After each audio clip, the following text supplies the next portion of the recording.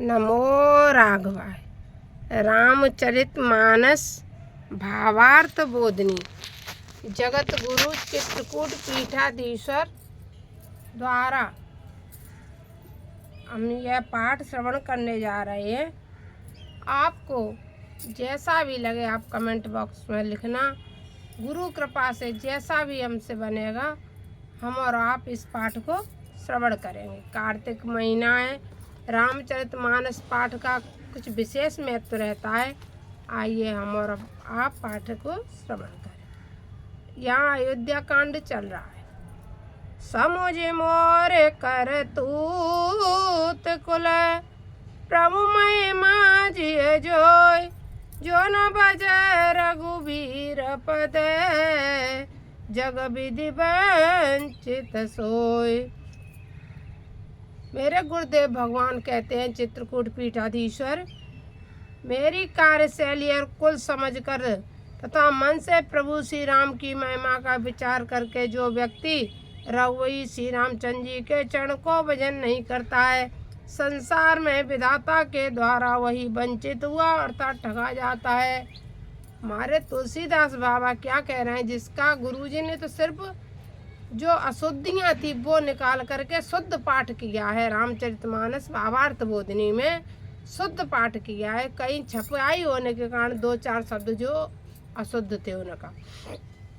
तो तुलसी बाबा हमारे क्या कहते हैं कि जो मनुष्य यदि संसार में आकर के भगवान का भजन नहीं करता है, भगवान का पूजा पाठ नहीं करता है, वो भगवान के पदों से वंचित रह जाता है, वह जगत में अभागा है। उसके लिए क्या कहना, उसकी करतूतों के लिए क्या कहना। तो इसलिए भैया जो कोई भी संसार में यदि आपको मिलते रहें जो कि भजन पूजन नहीं करते हो, उसको ज़्यादा ज्ञान और शिक्षा देने की ज़रूरत नहीं है, क्योंकि उनको समझाना मुश्किल है। कपटी कायर कुमति कुजाति लोक वेद बाहर सब भांति राम की नयापन जबईते भयउ भुवन भूषण तबईते। मैं कपटी कायर दुष्ट बुद्धि वाला तथा हीन जाति वाला और सब प्रकार से लोक और वेद से बहिष्कृत हूँ, पर जब श्री राम ने मुझे अपना बना लिया तभी से मैं संसार में आभूषण बन गया। देख प्रीति सुनि विनय सुहाई मिले बहोर भरत लगु भाई कई निषाद निज नाम सुबानी सादर सकल जोहारी रानी सादर सकल जोहारी रानी। निषाद राज की प्रीति देख कर सुहावनी विनती सुनकर फिर श्री भरत ने छोटे भाई श्री शत्रुघ्न निषाद राज से मिले। निषादों के स्वामी गोय ने अपना नाम बताकर राजघराने की सभी महिलाओं को आदर पूर्वक प्रणाम किया। फिर क्या किया, सभी राजघराने की जितनी महिलाएं थीं उन सबको निषाद राज ने प्रणाम किया, उनको आदर दिया, सम्मान दिया। यह प्रसंग हमारा आप इस अर्थ से समझ ही रहे होंगे कि हमारा जो रामचरितमानस पाठ था वो अब कहाँ पहुँच रहा है। भरत जी मिलने जा रहे हैं भगवान राम से, वहाँ हमारा प्रसंग पहुँच चुका है। हमने जो शुरू से पढ़ी थी बीच में हमारी अभी बंद हो गई थी। कम से कम 20-25 दिन से हमने कोई रामचरितमानस के ऊपर ब्लॉक नहीं डाला है। कुछ कार्य होते हैं, गृह कार्य नाना जंजाला, उसी में फंसे हुए थे। लेकिन कार्तिक मास चल रहा था इसलिए हम अब तो चाहे सारे काम उधर इधर चले जाएं, लेकिन अपना रामचरितमानस पाठ प्रारंभ फिर से हो गया है। हम और आप फिर भक्ति भाव से श्रवण करते रहे। प्रतिदिन तुलसा जी के समीप आप भी अपने घर में रामचरितमानस का पाठ प्रारंभ करें। कर दिया हो तो बहुत अच्छा, वैसे तो प्रतिदिन रहता ही है, लेकिन तुलसी के समीप कार्तिक के महीना में तुलसी के समीप किया हुआ कार्य, जैसे ये आंवले का वृक्ष है, इनके समीप जो कार्य हम करते हैं वह बहुत करोड़ों गुना फल देने वाला होता है। इसलिए इस तरह से पाठ को श्रवण करेंगे तो आपको और उत्तम लाभ प्राप्त होगा। कैलयो ये जीवन जा नहीं जाने लखन सम देहि असीसा, जियो सुखी सत लाख बरीसा। निरख निषाद नगर नर नारी, भय सुखी जनु लखन निहारी, लखन निहारी। कहे लहेऊ यह जीवन लाऊ, बेटेऊ राम भद्र बरिबाहु। सुन निषाद निज बाग बढ़ाई, प्रबोधित मन लहि चले ओल भाई। सनकारे सेवक सकल चले स्वामी रुक पाए, घर तरु तर सर भाग बने बास बनाए से जा।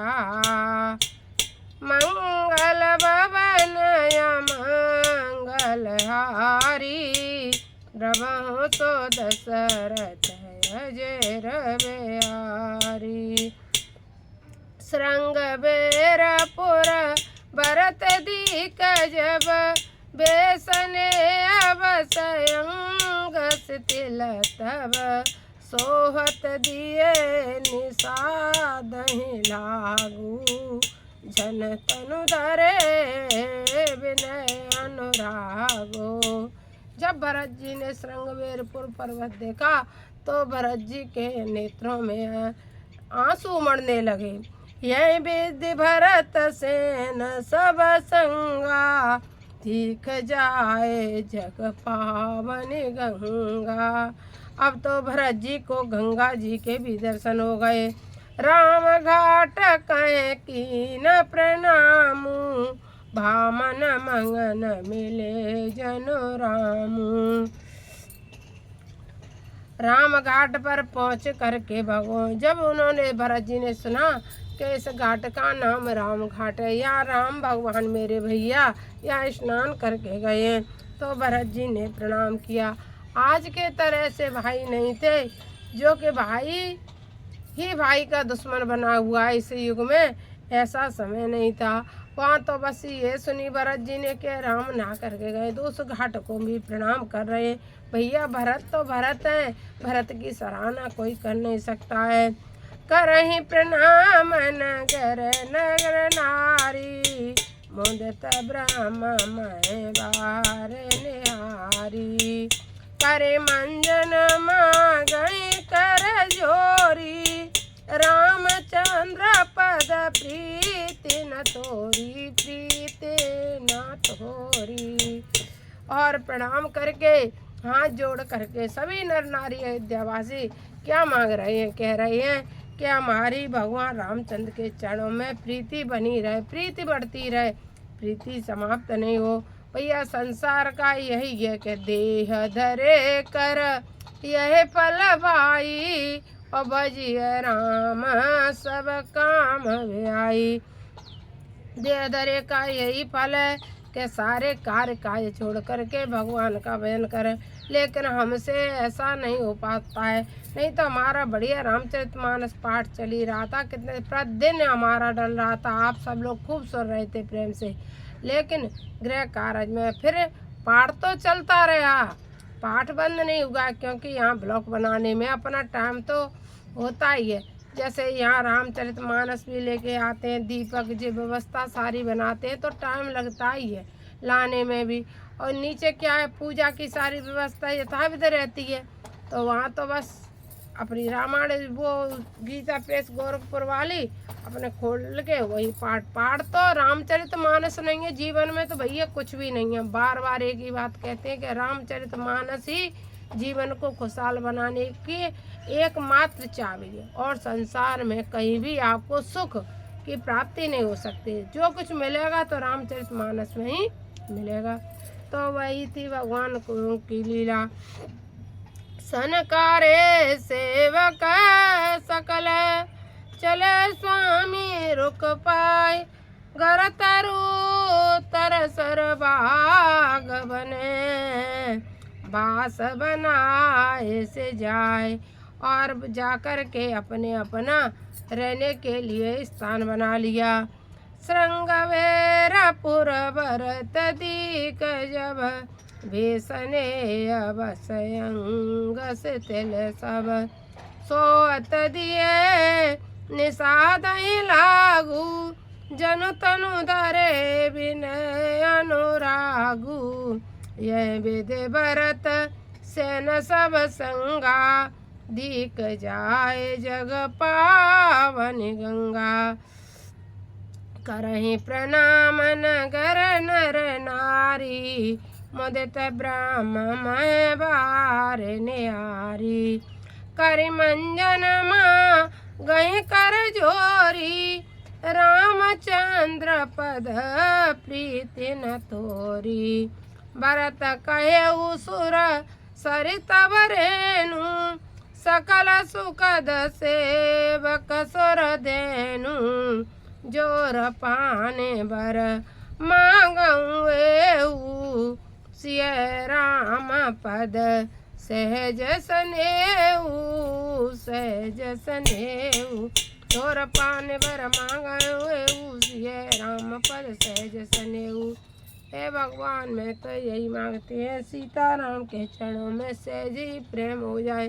भैया, जिस दिन भी सीताराम के चरणों में मनुष्य का प्रेम हो जाता है, संसार में सब कुछ भूल जाता है, क्योंकि मिलता है सच्चा सुख केवल भगवान आपके चरणों में, श्री राम आपके चरणों में।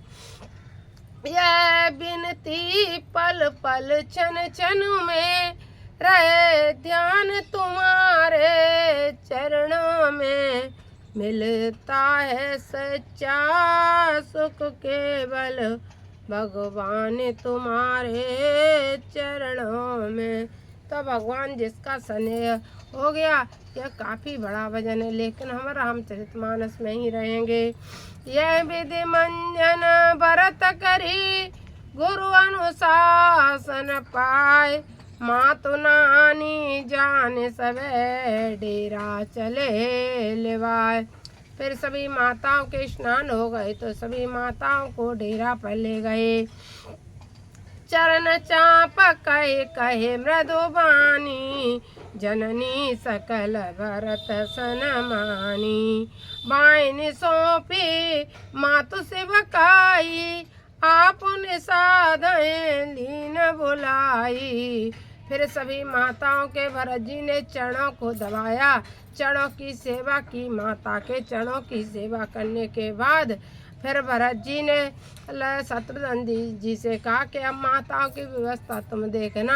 और हाँ, अपने भरत जी ने क्या किया, निषाद राज को बुला लिया, क्योंकि निषाद राज भगवान के मित्र बन गए थे। भैया, किसी का नहीं जो भगवान के मित्र हैं। जैसे साधु संत अपने गुरुवर हैं, वही तो भगवान के सच्चे मित्र हैं। जैसे हमारे गुरुदेव चित्रकूट पीठाधीश्वर साक्षात तुलसीदास जी के अवतार हैं, तो इस तरह से गुरुवर ही तो हमारे के मित्र भगवान है। यदि हम गुरु चरणों में भी पड़े रहेंगे फिर भी हमारा कल्याण हो जाएगा। इसलिए भी सेवकाई करने वाले निषाद को बुला लिया, क्योंकि निषाद राज भगवान राम के मित्र बन चुके थे। चले सखा कर सो कर जोरी, शीतल शरीर स्नेह न थोरी। पूछत सखई सो ठाऊ दिखाऊ, नेक नैन मन जरन जुड़ाऊ। और निषाद राज को बुला करके कहने लगे कि मुझे वह स्थान दिखा दो जहाँ मेरे सीताराम आ करके रुके थे। चले सका कर सो कर जोरी, शीतल शरीर स्नेह न थोरी। पूछत सकई सो ठाऊ दिखाऊ, नेक नैन मन जरन जुड़ाऊ। जब सिया राम लखन निस सोए, कहत भरे जल लोचन कोए। भरत बचन सुनी भयउ निषादु, तुरत जाल गए निषादु। और भरत जी का प्रेम देखो, और कहने लगे, हे निषाद राज, मुझे वह स्थान दिखा दो जहाँ मेरे भाई राम और मेरी भाभी सीता जी ने शयन किया था, वह स्थान दिखा दो। तो ऐसा कहने पर निषाद राज उस स्थान पर ले गए। किसको? भरत जी को। भरत जी वह स्थान देखना चाह रहे हैं। यहाँ भगवान राम और सीता ले सोए थे, वहाँ ले गए। जैसे सुपापुनीत तरो रघुबर की विश्राम, अति स्नेह सादर भरत कीन्हु दंड प्रणाम। जब निषाद राज उस जगह पे ले गए तो जा करके भरत भैया ने उस स्थान को प्रणाम किया जहाँ राम और सीता सोए हुए थे। उस साथरी निहारे सुहाई, कीन प्रणाम प्रदक्षिण जाई। चरण रे करज आँखिन लाई, बनई न कहत प्रीति कठिनाई। कुछ साथरी निहारे सुहाई। जब भरत जी ने देखा कि राम कहाँ सोए थे, भरत कुश की साथरी पे राम सोए थे, तो देख करके भरत जी बहुत रोने लगे, बहुत दुखी हुए कि मेरे भगवान, मेरे भैया ऐसी कुश की साथरी पे सोए मेरे कारण। बार बार भरत जी को यही दुख होता था कि ये सब मेरे कारण हो गया, इसलिए भरत बहुत दुखी होते थे। ये कलयुग के भाई नहीं थे जो ये सोचते कि मैंने अपने भाई को निकाल दिया, मैं बहुत सुखी हो गया। कलयुग का प्रत्येक भाई अपने भाई को घर से निकालने के बाद यही अनुभव करता है कि मैं बहुत सुखी हूँ, बहुत सुखी हूँ, ऐसा महसूस करता, जबकि ऐसा नहीं होता है। बड़ा भाई पिता के समान होता है, छोटा भाई पुत्र के समान होता है। यह मर्यादा है हमारे रामचरितमानस की। छोटे भाई को पुत्रवत स्नेह और बड़े भाई को पिता समान स्नेह करें। यदि राम इसीलिए कहते हैं जो रामचरितमानस को पढ़ेगा, सुनेगा, समझेगा, वह जीवन में कभी गलती नहीं करता है, कभी नहीं करता। सब कुछ भरा हुआ है हमारे रामचरितमानस में। कनक बिंदु दुई चातिक देके, राके शीस सीय समले के, सजल बिलोचन हृदय गलानी, कहत सकासन बचन सुबानी। कुश की सैया में चिपके हुए श्री सीता जी के साड़ी से निकले हुए 2 4 अथवा 6 अथवा 2 की चतुर्गुणी 8 अथवा 2 4 24 स्वर्ण बिंदु श्री भरत जी ने देखे, उन्हें सिर पर रख लिया और स्वर्ण के बिंदुओं को सीता जी के समान जान उनके नेत्र हुआ अश्रुपूर्ण हो गए। हृदय में अत्यंत गलानी होने लगी और मित्र घोर निशा से सुंदर वाणी में श्री भरत यह वचन कहने लगे। और जब सीता जी के 2 4 आभूषण के थोड़ा बहुत सोना को साथरी तो वैसी कठोर थी, इसलिए उसमें लग गए होंगे सीता जी को। उनको देख करके भरत रोने लगे और रोते रोते उनके 2 4 बिंदुओं को अपने शीश पे रख लिया पकड़ के। ये बड़े भाव विभोर करने वाले प्रसंग भैया। बहुत से लोग कहते हैं कि आप ऐसे कैसे रोते हो। रोते नहीं है, यह चौपाई है जो रामचरितमानस है हमारा रस से भरा हुआ।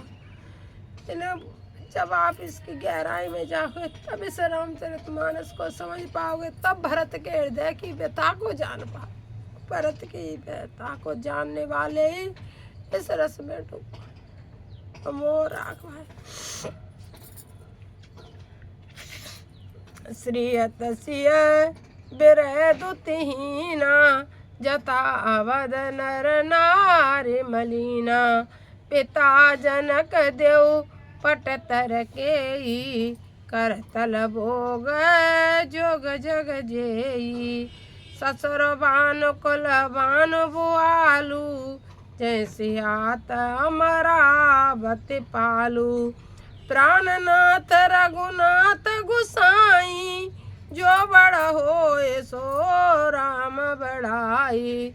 जिनके जनक जैसे पिता, दशरथ जी जैसे ससुर और प्राणनाथ मेरे राम भगवान, मेरे राम भैया जैसे जिसके प्राणनाथ हो, वो सीता जी ऐसे कुश की सातरी पे सोई परत ऐसे विलाप कर रहे थे। सीता जी के बारे में ऐसे शब्द भरत जी बोल रहे हैं, प्राणनाथ रघुनाथ गुसाई, सो बड़ा होए सो राम बड़ाई, पति देवता सुती अमनी, सिय सातरी देख, बिरहत हृदय न हरे हरे, पति ते कठिन विषेख। बोलो श्यावर रामचंद्र की जय। अगले ब्लॉक में हम आगे का भाव रखेंगे, क्योंकि इतना हो गया। एक बार सिर्फ एक बार हमारे कहने से आप तुलसी के, आंवले के, बट वृक्ष आपके आस पास किसी मंदिर में, किसी की छत पे, खुद के घर में, जहाँ भी हो, एक बार आप रामचरितमानस का पाठ करके देखो। कि रामचरितमानस की एक एक चौपाई को अर्थ भी पढ़ने की तुम्हें जरूरत नहीं पड़ेगी।